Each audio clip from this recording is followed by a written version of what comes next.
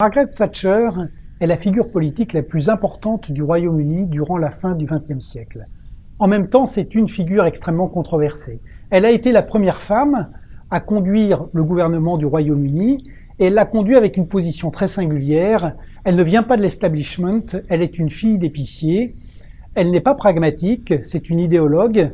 Et enfin, elle décide d'appliquer une thérapie de choc dans le pays qui est normalement celui de la réforme pour éviter les révolutions. Or, Madame Thatcher, pour sortir le Royaume-Uni du long déclin qu'il a subi depuis la fin de la Seconde Guerre mondiale, décide d'appliquer une vraie révolution libérale. Une révolution libérale qui est fondée sur les idées de Milton Friedman, la baisse des dépenses publiques et de l'intervention de l'État, l'ouverture aux capitaux internationaux et la modernisation de la City, et enfin le démantèlement du système de contrôle de l'économie par les syndicats.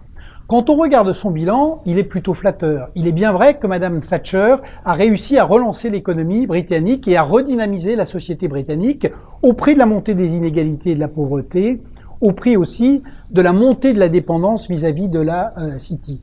En Europe, elle a aussi réussi son pari parce qu'à la fois, elle a obtenu une baisse de la contribution britannique, mais surtout, le Royaume-Uni a pris le contrôle intellectuel de l'Union avec l'idée d'un grand marché régulé essentiellement par la concurrence. Et puis enfin, aux côtés de Ronald Reagan, elle a fait partie des promoteurs de la mondialisation, ce cycle qui s'est ouvert avec son élection en 79 et qui s'est achevé avec le krach de 2008.